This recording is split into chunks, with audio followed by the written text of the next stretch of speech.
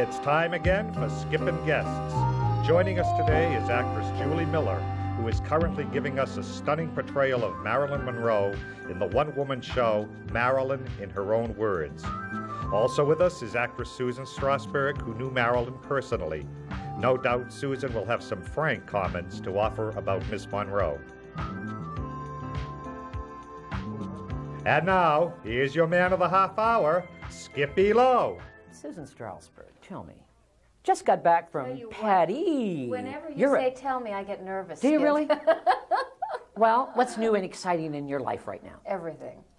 Which part do you want to know? I just came back from Paris. From Paris. Where I was teaching, interestingly. It's the first time I've been to Europe as an acting teacher, not an actress. Right. And before, I'm going back also. I'm going to Switzerland, Paris, Rome, Vienna, and possibly London. It's not bad. And hopefully I'll do films in between. Teaching all those places? You know what it is? I've been, you know how old I am. Everybody actually knows how old I am because I said it in the beginning of my book. I put my birth date so that I would get readings from astrologers, which I did. So, you know, I've been in this business, I've been acting for 38 years, and, you know, my father, mother were in the business, and I've been, a member of the Actors Studio for 30 years. Right. There comes a time when it's time to put something back, to give back everything that you've gotten, and I've been very blessed. I've got a great deal. It's very pleasurable for me. Almost more pleasurable teaching in some ways than acting, because it's new, it's a challenge, it's exciting. Plus, I'm seeing the world again, and it's just wonderful. Before I left, we did a, what do you mean, what's new? You did a movie with me. I did a small part. I taught him everything he knows. Yes, you were good. You were very good. Did you see the I didn't see the I just saw some of them. I didn't see the whole thing. I don't know what the movie is like. Michael Parks is in it? Michael Parks, Frank Stallone. Doug McClure, wonderful actor, Billy Drago. It's a good cast. And it's called? It's called Prime Suspect. When is it coming out? I have no idea. You know, it's one of those movies? Betty Davis once said, never go see any movies you've done. That way you can expect that they're wonderful, and if they're terrible, you don't know, and if they're wonderful, you don't know, and so you can say good things about them. And it was directed by Thomas Michael Cost. Great it was his first film, and it's a kind of psychological thriller. I liked it because you know, it's a strange thing. It took me a long time to play mothers, doctors, lawyers. I think maybe because I was small. People tended to see me as being younger, so that I wound up being I felt as if I was the oldest ingenue in town, which is not a pleasant feeling, particularly in this town. Other towns it can be all right, but you know, in Hollywood, which is a company town, that can be difficult because I really don't want to live my life getting up in the morning and looking and seeing how my chin is doing or have I developed a new line. So that I made a tremendous effort to play, I won't say character parts, but different kinds of parts. Yes. And in this, I play a psychiatrist, a little neurotic, which most psychiatrists actually are, which is probably why they become doctors. What is it? We teach what we most need to learn ourselves. So that was fun for me. So you enjoyed doing that? You know something, Skip? At this point in my life, if I don't enjoy it, I don't do it. Hopefully, I mean, well, let's put it this way, there are enough things that you have to do that you don't want to do, that the things you can choose. And I'm lucky that I can teach and act and write. You know, I've just finished a play and I'm still working on the book. It's the same book I was working on last time I saw it. No, well, it's not, yes, it's a sequel to Bittersweet. It's called Magical Journey, and it's kind of metaphysical odyssey. One of the chapters you will like is called Inner Spaced Out in Hollywood. Inner space. Yes, so that but it's all my metaphysical, mystical experiences, and it has a lot of material dealing with my relationship with my father, which wasn't in the first book because he was alive when I wrote the first book, and I really felt that out of respect to him, he was more private in some ways than I am. Now there have been books written about him. His own book has come out, so I feel free to tell perhaps more of the truth than I told in the last book. Who else could tell it other than the daughter? Yeah. Who else?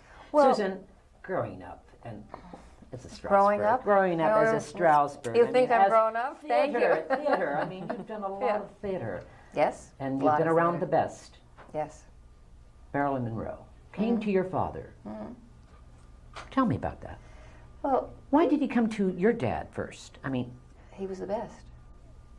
What made him the best? I'll tell you, there are a lot of good teachers teaching. Right. And my father, whether you loved him or didn't get on with him, was, first of all, I feel that he was a genius. And what is a genius? Someone who's able to capture elements of some craft that other people aren't. He had powers of perception that I think most of the other, not many people have. He also had the ability to inspire people. And that's, that goes beyond what you teach. 10 people, I can give 10 people a paintbrush, and they can all paint, but not everyone's going to be Michelangelo. No. My father had this passion with which he was able to awaken people's will. On top of that, what he did was he took Stanislavski's work, dealing with acting, which really was just based on what all the great actors of the past had done. It wasn't that Stanislavski made up new things. He discovered and correlated what actors did when they were good so that it could be repeated at will, because otherwise the actor was always dependent on inspiration or identifying with the part. Well, what happens when on the 30th take you don't feel like it anymore, or you have to hit your mark and get the light and they go up and you still have to play the scene? So that what my father did for Stanislavski is he took Stanislavski's work and personalized it, making it into very concrete tools, covering the whole perspective of human behavior, feeling, sensory reality, physical behavior, in a way that anybody could use. Now, obviously a great actor, anything that they study, it doesn't really matter. Let's put it this way. Marlon Brando and Geraldine Page, both Marlon was a member of the Actors Studio. I believe he worked before with someone else. Geraldine had worked, I think, with Uta Hagen for 7 years. She came to the studio and made another transformation. But Geraldine was a great actress. She would have been great if she hadn't studied. How about Marilyn? Let's get with Marilyn. With Marilyn, it made a big difference. What happened is I met Marilyn. I came out to do my first movie, which was with Vincent Minnelli directing. And I was taken on the set by, I think, Sidney Skolsky to meet Marilyn.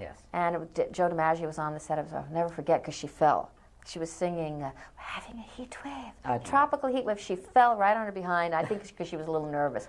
Afterwards, my mother and I went to see her in her dressing room, and she said, I really want to come east and study. Well, I thought it was, charming, being nice, Hollywood, whatever. And she showed up about, I think, within a year after that, which, by the way, took enormous courage. People don't realize it takes a lot of guts before women's lib, before a lot of the changes, when Hollywood was still a studio town, to say to a studio, goodbye, gone to New so York. long, I am going to New York. To become an actress. I know that I'm capable of more. There's someone inside me who is not being seen and felt, and I have something more that I want to give. She didn't want to become a caricature of herself. She wanted to be more, which is really fantastic. And it's a strange thing. I think about it now because, kind of every year when it comes time. Marilyn, this is her anniversary right now. The anniversary. And we have a young lady I went to see the other day. Susan, she is just wonderful. Her name is Julie Miller, and she is doing Marilyn, a one-woman show. I've heard. What a challenge to take this on. That takes courage, Miller. too. It takes courage, yes. She's beautiful, isn't she? Thank you. Tell me about Julie Miller. Why? Why Marilyn? Yeah. Because I saw you in Sugar Babies. You were in Sugar Babies with Joe Namath and Robert Morris. Sugar. Sugar. That's right. And that you went Sugar Babies with Mickey Rooney. Yes. Play Marilyn is a good offer. That's a wonderful part. You were in. She was in Sugar with Robert Morris and Joe Namath. with Joe Namath and Buddy Powell. Oh, then Bobby You're came getting here. your cast. Yeah, Bobby. I see. That was in Atlantic City. Yes. I see. Well, I'll tell you, about 5 years ago, when I was doing Sugar, my manager had seen it, and there had been some really good reviews come out of that. And a lot of interns just came up about it. And Greg had seen a lot of things that resembled Monroe in his eyes. And there were a lot of other circumstances that get mixed up a lot of times, but he decided that we should start writing something. We had seen Gabe Kaplan's show on Groucho, yes, and that was you wrote quite the show then? Yes. he wrote it. Yes. Oh, I didn't realize this. Yes. And that was a big influence, you know. And so he kept saying that there was a lot of me that reminded him of her, and so we started compiling a lot of her words and everything else, and that's how it started. Using her. Yeah. And she's actually using the words that Marilyn said. Marilyn absolutely. was wonderful, by the way. Yes. You know, she's another Profound, Gemini. yeah. She was a Gemini. Gemini like you and I, Like Skip. you and I. A little schizophrenic, always late, but terrific. But she was not late to your opening of, what is It this? was the opening night of Anne Frank. Anne as far Frank. As I know, Look it's at that. The only event in her life that she was ever early for. And what happened is that I guess we talked to her. My dad said, you know, Marilyn, if this play, which is really has a lot of meaning for people, if on opening night you make an entrance, it would have thrown the whole play off because people would just have been paying attention to her. And she said, okay. And she got there early before anyone was in the theater and sat quietly. And it was hard because she loved and deserved attention. And the thing is, my father, once she said to my father, you don't understand, Lee, I just can't be on time. And he said, darling, you don't have to be on time. Be early. Julie, getting back to you. The songs, you're singing Marilyn's songs. It's so wonderful. Your songs are great. Thank The Heat you. Wave, all those great songs. That's a lot of fun in that because I am a singer-dancer, and, Right. and in that part I get to, you know, cut loose a little bit, That's you know, nice. and go back into that. So that's a lot of fun in the center of the You show. seem like you're really enjoying it. You know, I mean, I must getting a lot of attention here in Hollywood right now with the show. It is The getting, reviews are good. At the theater, what coming theater out. is it at? The New Playwrights Foundation Theater. It's on the- on- Fairfax on- and Olympic. Every night? Thursday through Sunday. Equity Strange waiver. little theater. It's like a house. I That's adore nice. it. That's But it's intimate. It is. adorable. It's very intimate. It's Like very. going to see Marilyn at a house. At a That's- house. That's even Yeah. better. It How really is it? is. It's baby blue. How is the audience responding to it?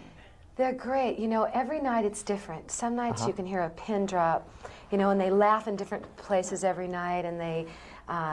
Oh, they do laugh at different places? Different places, and they applaud at different things. You know, People have such a personal relationship with Marilyn, even young people. I Yes. can't. and we had the president of the International Fan Club, Wendy, and she's been back 4 times now, and things affect you differently. You know, Yes. this is a loving tribute to her, and it really. I think it touches some real tender places, and I think a lot of people don't know that a lot of things in her life affected her the way they did. You know, that Much more deeply sometimes Deeply, than she allowed people She was like a to little see. girl, wasn't she, Susan? Was She had a child? a side of herself. Well, all actors to some extent do, but it's also, I think it's just her energy in particular, because also from the difficult childhood, there was that child in her which never really got enough, so never grew up to some extent, and therefore was always looking for ways to express itself, and it was painful for her at times. She fortunately had the humor.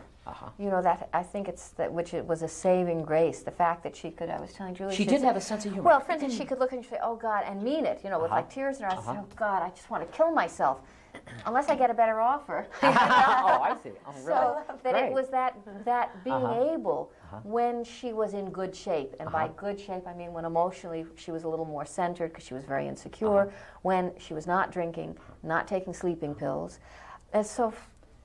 A pity in a way, because if she had been now alive, the problems that she had 60 years old are not resolved by the kind of therapy that she went into. Yes. They're resolved by acknowledging that you have a substance abuse problem, and it would have been taken care of easily. Then they were taking care of her problems as a child instead of the immediate problems she had. Julie, you're a beautiful lady. I mean, really a beautiful lady. No, you must. I'm very, very talented. You're. Do you find yourself very much like Marilyn? Well, Because you're so beautiful. Tell us. Well, that's very sweet of you. That's a difficult question only because your body In what ways? is incredible. Yeah, but it's more important, not the physical, I would think, but in what ways she emotionally feels a connection with Marilyn, or sees that they may be that's alike. interesting. That's interesting. Because the physical thing is the least of it. It's the spirit that's... I would say probably the closest thing is that attention and wanting to be loved. I think is a lot of it. I come from a very large family. Where are you from, Julie? From Wenatchee, Washington. Washington, the apple capital of the world. Yeah, and You know, my mother and father always would tell me that when I was a kid, I was always trying to, you know, get attention or try. I was always. The strange thing is that there would be stories I'd read and I'd say, God, I used to do that. Like sitting alone on my porch writing poetry when I was a kid, I used to do all the time, or singing out loud, or whatever it was. And I think some of my own insecurities come out, you know. And there's just a lot of that, you know, relationships with people. But I don't think I'd go to extremes like she did. But only, you know, I wouldn't think of those things if I wasn't involved in a Marilyn Monroe project. But when you are, then those things click in your head. You go, oh, that's like me, you know. Oh, that. But otherwise, you wouldn't think of that in your own life. Yeah. But granted, I think there has to be something in me that's a lot like her to be able to do what I do with this. I have to have some kind of connection. Study acting? Washington? Back in Washington? No. Or New York? California? Well, how did Shelleu Miller get into the business? How did I get into the business? Well, I was singing in Wenatchee, and this man came through town looking for a singer to open an act with a group called Brownsmith that was touring for Coca-Cola. And people in town told him that I sang. And he came to school and asked me if I wanted to sing for this group, and that was Greg Thompson, who to this day is my manager. And I started singing in little nightclubs with another guy, and then, you know, we got good reviews, and the show built, and then I got 4 guy dancers and 8 guy dancers. I started doing big production shows, and then when I got to New York, I studied with Steve Wyman, who's now director of Days of Our Lives and producer, and I worked with some different classes in New York, and then I landed a television series called The Fabulous Follies, which is in syndication. And so along the lines, and I started doing musical theater, you know. And then you got into Sugar Babies. And Sugar Babies and Sugar, and then I've been studying with the director of the show, Sherry Myers, is also my acting coach and director of the show. You got wonderful reviews and awards in Atlantic City. Tell me about that, Shirley. Well, you were the Woman of the Year, the Entertainer of the Year in Atlantic City. Well, you know, Atlantic City just fell for you. They loved Julie Miller. It was a great, fabulous experience there. I went and worked for Steve Wyman at the Golden Nugget, and I starred in the Fabulous Follies there, in the Boardwalk Follies, and I did the Broadway Follies, which was a venue of a lot of different Broadway musicals, and one of them was Fanny Bryce, Funny Girl, and that particular segment of the show won me Entertainer of the Year there. I see. I think you're just wonderful. Really, Susan, you've got to see her. She's wonderful. She does Marilyn. I wish you would do it. Would you do a little something like something light? No, from the show. Well, sometimes it isn't too difficult to get into character, but because you're so beautiful. I remember once I was doing a part in a movie from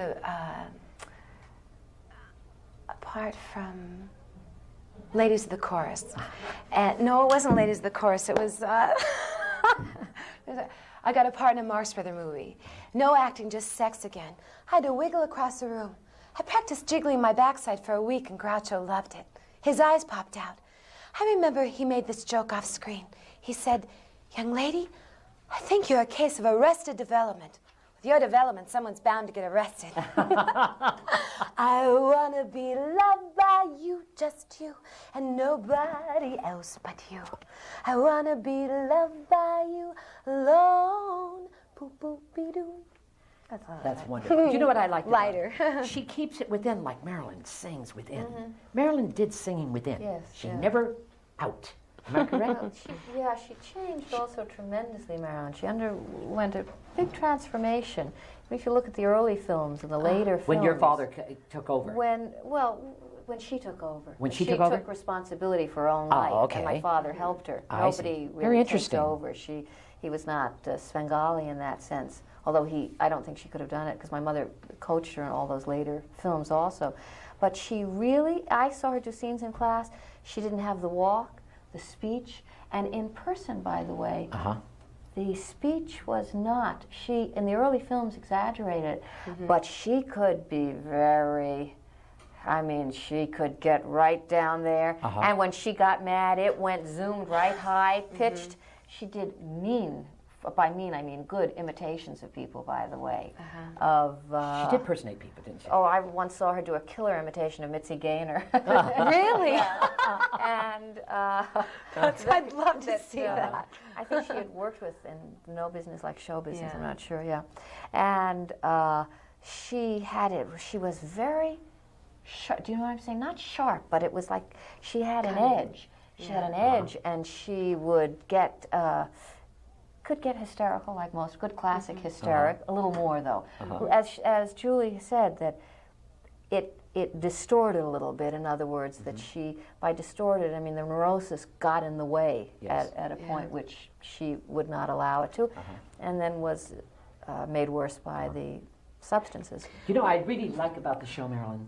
Marilyn, I'm going to call you Marilyn. Isn't that awful? You know what I really love about the show? The opening of the show.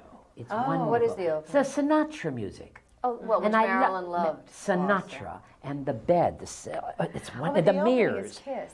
It's Kiss, yes. Yeah, Kiss, but the Sinatra bit is Kiss. It's close, right? Oh, yes, we do have Sinatra before, you're right. You do. Excuse you have me. Sinatra. And that's what I really liked. And then it goes into Kiss. Yes, it does. I forgot, Skip. You That's had to all right, remind that's me. right. I'm curious. It's a wonderful way of getting into it. I thought it was a marvelous. I just think I'd like to ask, what is the most difficult thing for you to create on stage about Marilyn, or have you not written that into the play? In other words, what is the hardest part of it? The hardest, for you, yes. in terms of the emotional thing. Well, we really try to cover that there's two characters there, that there's Yes. Norma Jean and Marilyn, Yeah. you know. And I'd say the hardest part for me was a lot of the anger. Because I'm a person in myself, when I get angry, I have a tendency to hold it in instead of being boisterous or loud and screaming. And I had to find a way to emote that, you know, and find that anger. And the other thing was that hurt doing was some of the things that hit home with me too, where it was some of the things that are real personal. You know, so it's like my own subtext with a lot of them, you know. So to be able to use painful experiences from your own life when you act, to me, makes them pleasurable because it's like they're not a total loss. You've actually transformed them, used them. It's done wonders for my health. Has it really?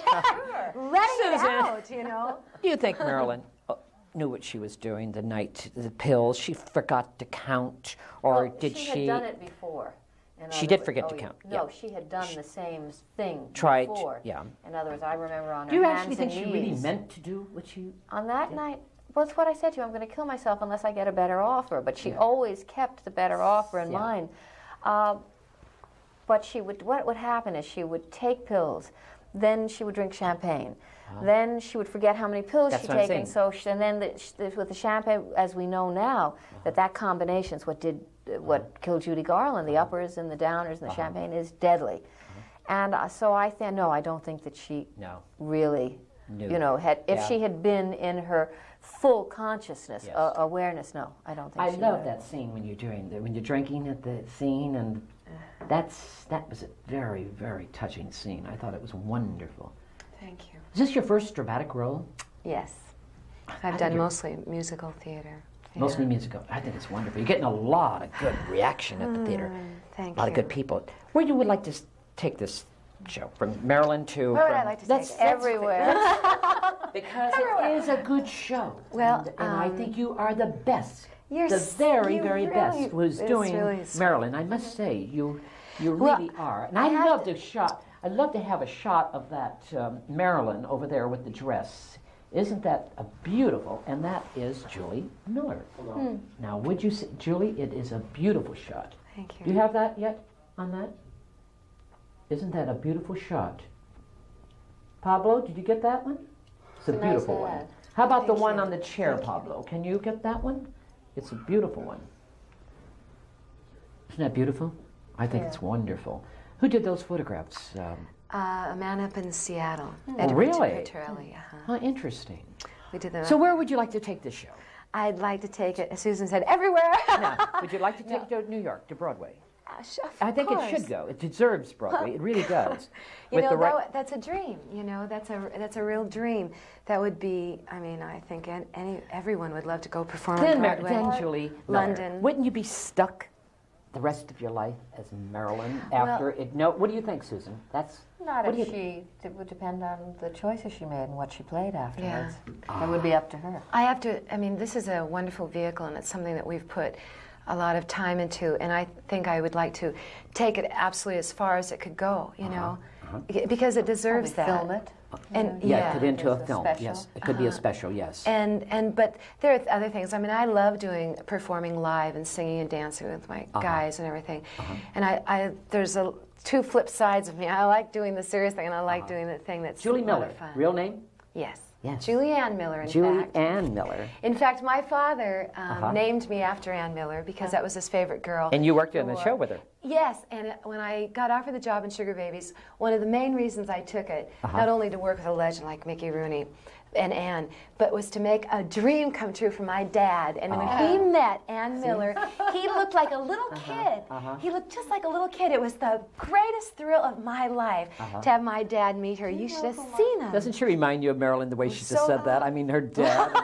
Am I correct? But it was true. It was great. You know who my father had been in love with when he was young, which always surprised everybody because, I mean, he obviously revered Eleanor Duse, the great actors. Alice Faye was his childhood crush. Hello, Frisco. And when he met Alice Faye, he was in seventh heaven. It's so funny that I love Betty Grable, the one from 20th Century Fox. I thought, but see, Betty Grable, when she left 20th Century Fox after, Marilyn took over. That's when Marilyn came right in. Right? Am I right, She Jill? wrote great things about Marilyn Monroe. Oh, did she? Yes, that woman had everything I've read had a beautiful feeling about helping her, and she saw how things were happening, and that Marilyn Monroe was coming up. Did you agree with that? In her book that she wrote? I think in one of them. I read it somewhere What do you remember mostly about Marilyn Monroe? You said something to me at the last show. When you were back east, she came up into your room and she said something. Remember the ocean? It was some in Fire Island. It was in Fire Island. Oh, no. She didn't. We were sharing a room together. We Please. were roommates for this summer. Go ahead. And I woke up in the morning and she was standing naked, nude, at the window looking out at the ocean, and I was staring at her. And she turned around and caught me looking, and I went, I blushed. I said, Marilyn, I said, you know, it's just that I'd do anything to be like you. And she looked at me and she said, oh, no, Susie, don't say that. She said, I'd give anything to be like you. People respect you. And I sometimes think about it on the anniversary because I think that more than anything in her life, she wanted to be taken seriously. And she had to die to get her wish. She was not really taken seriously. Was she truly in love with the Kennedys? I never asked her. Never? I mean, I would think, you know, people fall in love when you're both in film and they were like actors. Let's face it, politicians are like actors. Jack loved her. She sang Happy Birthday. Yes, I was there. You were? Yeah, and then went to the party afterwards when then she left early and he followed. Was she nervous when she walked out there saying that? She was? Oh, yeah. She used to get very nervous. She would be, you couldn't see it, but just everything quivering, shaking. What sign are you, darling? Aquarius. She's Aquarius. Good sign for us. We're Geminis. Yes, that's good. She Gemini is an astrologer. Susan. She was telling me some things. She's wonderful. She's one of Hollywood's. Yes, you are. Come on, Susan Strasberg. Like Carl Jung, I do a little astrology on the side. It's a hobby, an interest of mine. Well.